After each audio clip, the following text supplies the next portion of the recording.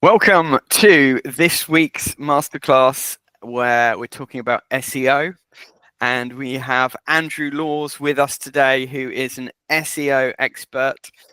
He's been doing SEO for over 25 years, and the reason he got into it is because he started building websites back in 1998 and realized that nobody was going to find them.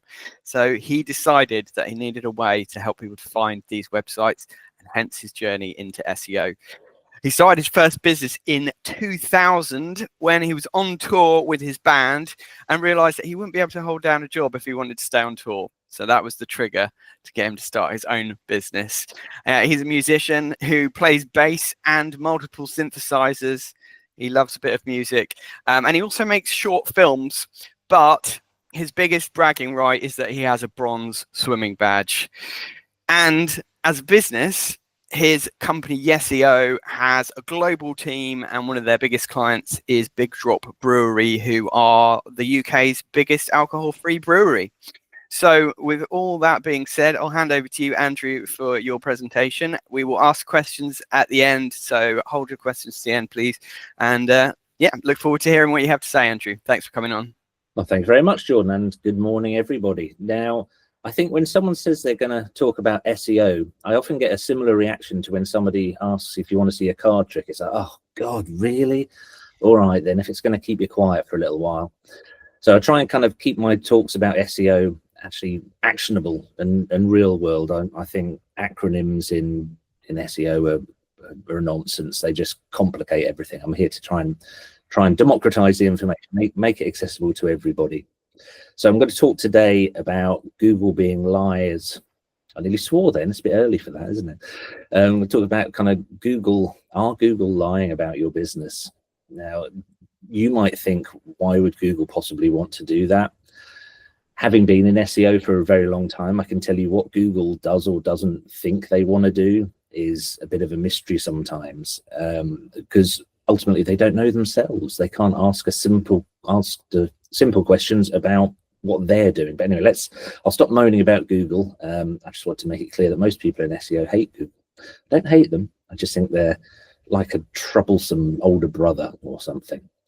Right, so I'm going to talk about Google business profile and why it's become so important, especially if you're in the trades. It's probably more important now than appearing in search results. You kind of got to have both, but Google business profile, if anyone doesn't know, when you search for something, trade is a good example, you get the main search results, and beside it you get the little box, and we call that the knowledge graph. But all the information in there should come from your Google business profile.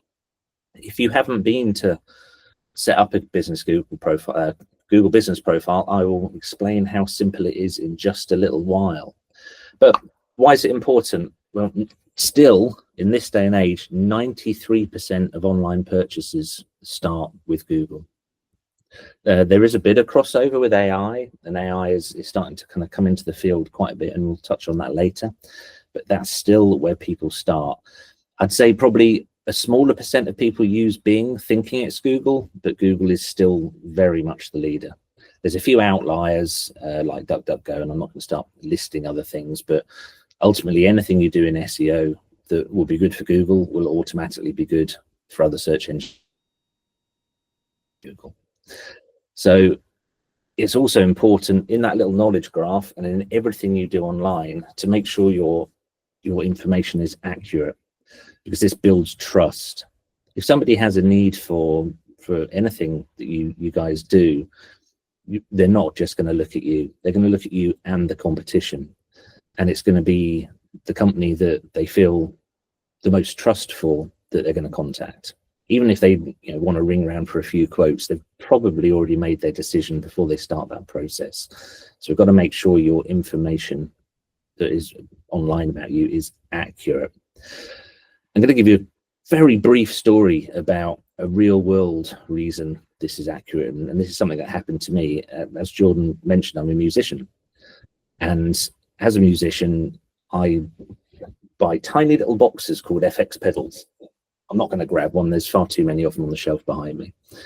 And I bought one of these FX pedals at about £400. And there was a margin between me buying it possibly after a couple of beers and it arriving and me explaining to my wife what it was.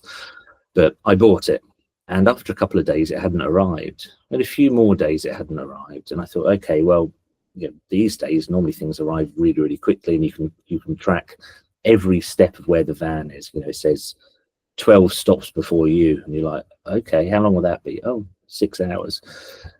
So I tracked it down, and it turns out the parcel had been delivered to where my company used to be years ago. If anyone's local, it's a tiny village called East Burgle in Suffolk. So I thought, oh, easy enough. I know I'm not there anymore. I'll see who is. And I looked up the address, and I found the name of the company. But Google had put these bright red letters underneath the name of the company in the knowledge graph, the thing on the right-hand side in search results. It said permanently closed. And I was like, right, I've now got 2 things to explain to my wife. Not only why I spent so much on the effects pedal, but why I don't have it. So I thought, right, easy enough. I will get in the car and I'll drive over there. Because if the business is permanently closed, maybe the postman or the delivery guy has just chucked it over the fence or hidden it somewhere or something. So I drove over there, and Jordan, I'm going to use you for the interactive portion here. Jordan, what do you think when I drove over to the business? That Google was telling everyone was shut. It was open. It was a room bustling full of people. There was loads of people on phones. There was people making tea, business stuff. So I got my parcel, and I spoke to the MD, who was very, very friendly. And I said, thank you very much. But Google's telling everyone you're shut. And he's like, what?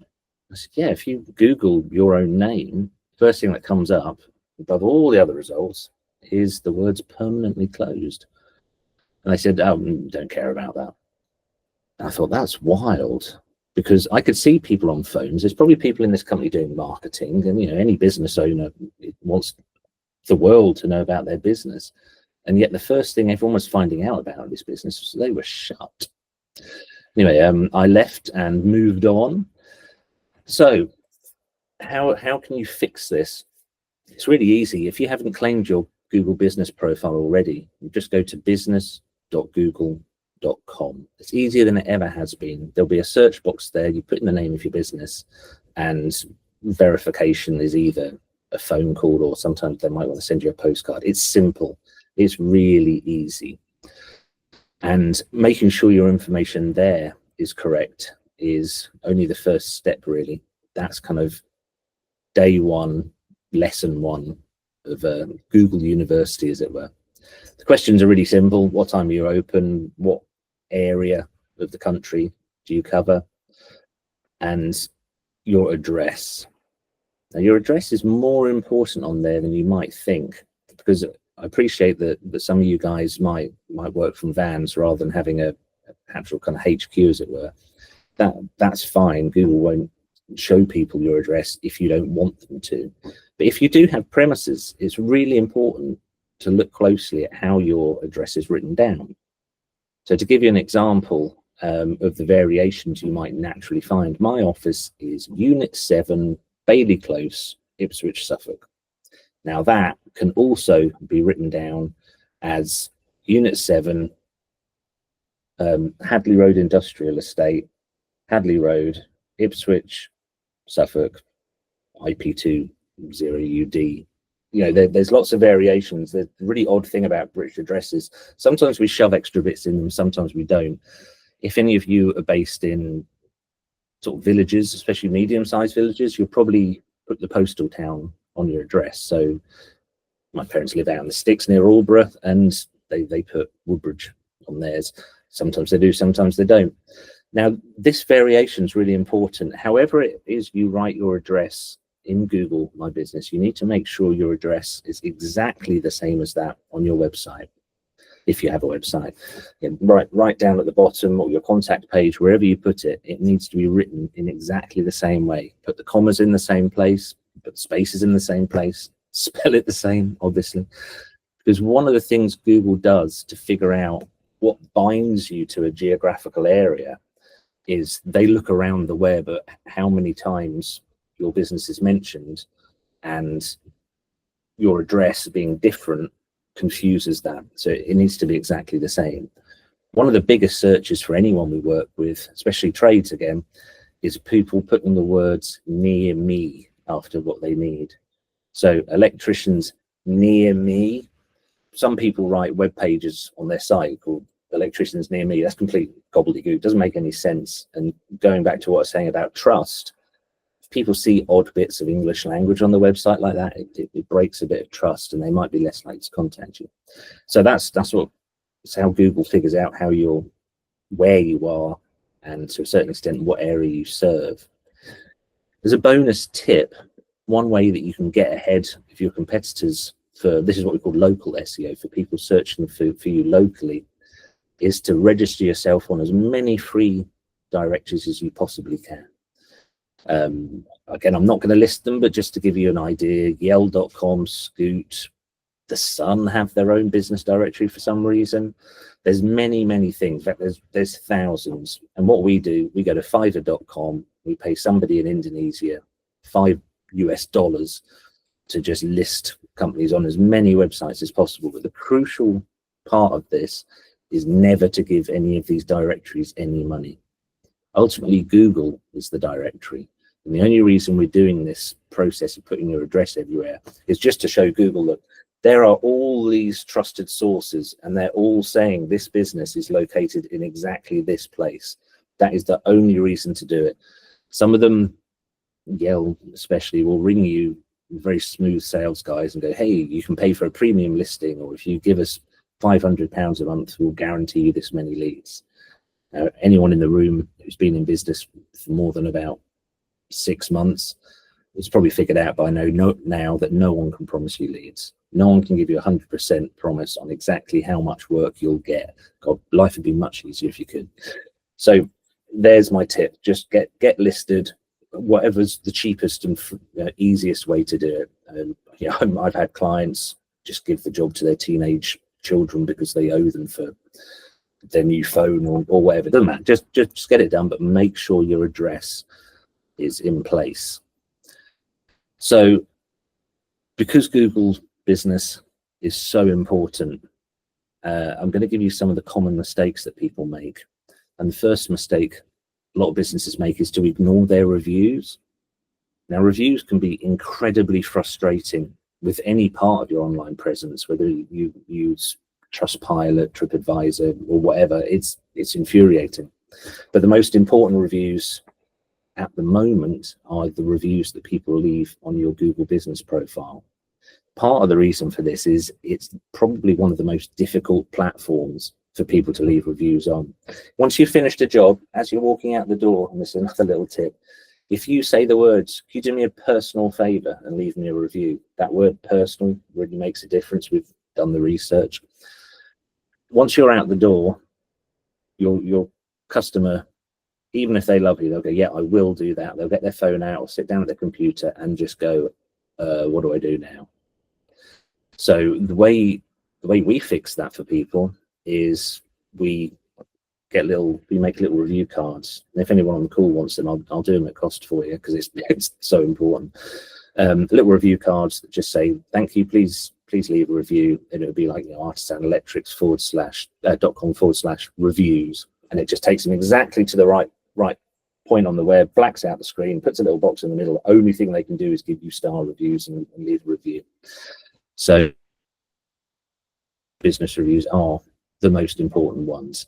But when I talk about ignoring reviews, the reaction I normally get if I'm giving this talk in a room, in IRL, as my daughter would say, in real life, is people sort of blanch and you see them twitch a bit, because the assumption is often that I'm talking about ignoring bad reviews. Now, obviously, you shouldn't ignore bad reviews, even if they're complete nonsense, and you can sometimes get bad reviews from people you've never met and you certainly never worked for. You shouldn't ignore bad reviews. You can complain about them to Google and they might remove them. I'm talking about positive reviews, because getting a few bad reviews will happen, but as long as you've got lots of nice positive reviews, it actually builds trust. Because if you ever looked up a business and you see this like 200 reviews and they're all 5-star, you're a bit like, I don't know, it doesn't look quite so real. Getting a few bad reviews is no bad thing. You might have noticed if you look up reviews for things like televisions on Amazon, the bad reviews are often from morons anyway. I was bought a new telly a couple of years ago, and the worst review said the delivery driver was rude. I was like, I don't care. I just need to know I'm going to buy the telly I want. So let's just park bad reviews for a minute. But good reviews, one of the best things you can do to build trust for anyone who's learning about your business for the first time is to reply and thank people for good reviews. Even if people just say cheers or it's incredibly brief, if you just take a moment just to reply and just say thanks, really glad we could help. Or if it's a job you specifically remember, just say thanks, I'm really glad we were to help you with installing EV ports or whatever it is you've done. That's a stronger signal to a potential buyer than anything negative that they could see, because it shows you're human, but it also shows you're responsive, and it shows that you listen and pay attention to your customers. And that's really, really important. Going back to one of my earlier points, when people are looking for electrical services, they're not just going to be looking at you, they're going to be looking at everyone. You literally puts you next to your competitors. So just be the best. And it doesn't have to be a big bit of work, just some things I recommend. Doesn't matter if you use iOS, you've got an iPhone or an Android phone or whatever, just get the Google Business app, because you'll get a little ping each time someone leaves you a review, and you can respond to it really quickly. With Google, they will always reward you for playing their games. So I like to find ways to make playing their games really easy. And in this case, it's getting a review. Ping, had a review. Thanks, Jemima. It was a pleasure working with you. Glad we could help. That's it. Just get on with your day. It's a few seconds, but that'll make a huge difference. In that little box, I keep going on about the knowledge graph where you appear with your competitors when people are searching for electricians. You want to be at the top of that box. And one of the ways you can help make that happen is just to be responsive, playing Google's games. So one of the other mistakes I see surprisingly often is duplicate listings. And this can be really annoying, because even if you've signed up and claimed your own business on Google My Business, Google sometimes, for whatever reason, create another listing. I don't think even they know why it happens. If you see that, you need to swat it, because people looking for you might see the empty listing that hasn't got all the details about all your services and all your lovely reviews instead of yours. It's frustrating nonsense, but it does happen. But you can swat it. You can tell Google it's wrong. One of the other mistakes people make is not keeping their opening hours current. So I'm guessing a lot of people in the room do call outs. So this might not be relevant to everyone. Well, actually, if you do call outs, then just put your business hours as midnight to midnight. But a lot of people just let that go by the wayside. And if Google doesn't know some of the information about your business, it will just conjure it out of thin air. So any field that you leave blank when you're setting up your Google business profile, Google might just conjure nonsense and put it in there. We see this all the time. Obviously, we manage quite a lot of listings, and Google will send an email to us and our clients saying, hey, we've updated your business hours. Is that okay? And you look and it'll be like 11 till 3 or something. Like, where the hell did they get that from? But again, just go back, swat it. And if you've got the app, Google will notify you of any changes they want to make anyway. There's a theory they do that just to make sure you are paying attention. Like, yeah, thanks, Google. We need people to help us, not to be like grotty school teachers. So I've mentioned already about you must fill out all the categories on the Google business profile. Every little box that's there is there to help your business and to put you just that little bit above your competitors, to make you more appealing. And it's worth thinking about this while you're filling out the details. So in the little description box, one of the things I see a lot actually in the trades is people will say established in 1995. I don't think people are that bothered. Put in the little description box why people should call you. So instead of saying established 1995, fully certified and insured, put hundreds of 5-star reviews. We exist to make sure our customers are safe, secure, and get what they want. Look at what your competitors are saying about their own businesses and apply the so what principle. Look at what they're doing. So what? So what? And then when you come to write your description, make sure you can look at your description, say so what, and have an answer.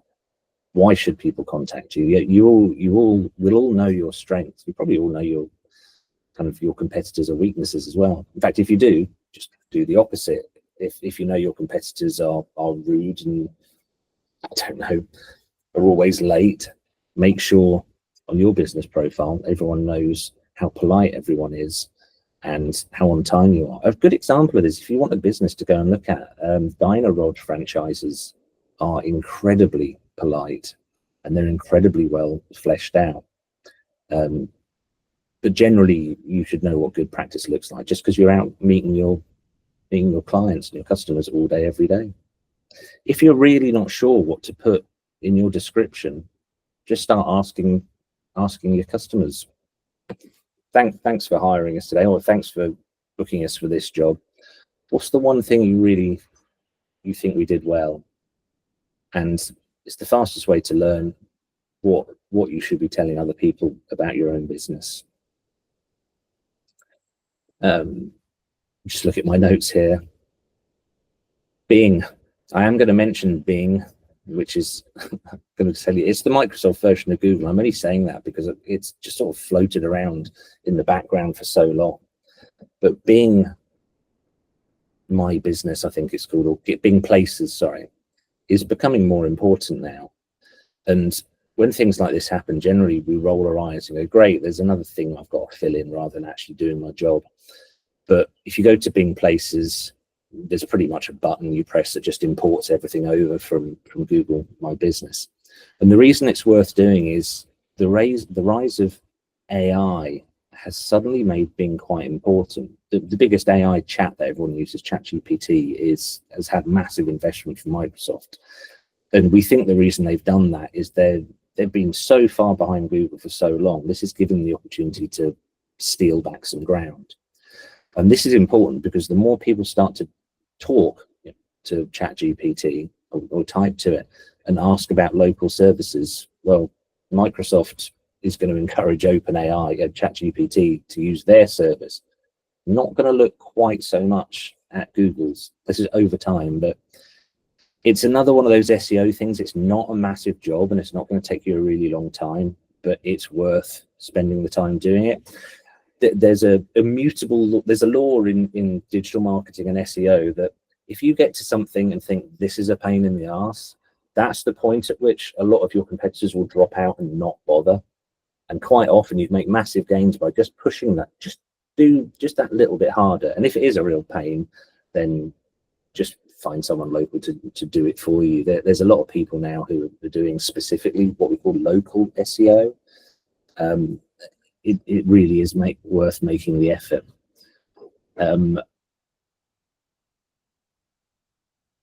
That is more or less it. I know we've got some questions, Jordan, but the one thing I want to impress upon everybody, if you leave this session today and I could have you remember just one thing, it's to go to business.google.com. Whether you've registered your business already, still go. If you've never done it, definitely go. If you have a passing interest in making sure one of the primary ways that people find your business, then go to business.google.com. Jordan, do we have some questions? That is awesome, thank you. Yeah, so feel free to raise your virtual hands if you want to ask Andrew a question. I've got a few questions myself, to be honest. Maybe I'll go first and then that gives people a little bit of a chance to think about their questions. So with regards to the Google My Business page, how important is it to keep that up to date? So like put photos on regularly and make sure your hours are correct and things like that? Hours, absolutely. I say, imagine if you guys do call outs, that's particularly important. The photos are a really interesting one, and I didn't mention it, but we have a weird thing happen with some of our clients where their customers love them so much they love to put pictures up because anyone can add pictures to your Google business profile. Yeah. The problem is a lot of people take terrible photos. Yeah. To give an example, we've got a client who does luxury holiday lettings. They're really nice hot tubs and all the photos on the website. are beautiful, but people keep pasting up dark, wonky, terrible pictures that make the place look really bad. So it's worth adding photos if you've got really nice photos, because you kind of, if your customers start posting their own terrible pictures, you kind of just want to overwhelm them, just kind of push them down. But also, if you don't add any pictures, there's a good chance when your business comes up in the search profile, Google's going to show them your premises, a picture of your premises taken from Street View. And for a lot of people, myself included, for many, many years, my business premises was my house. And as much as I like my house, it doesn't look great from this front. And there's nothing worse than looking for your own business name and then looking at your windows going, I should have painted them years ago.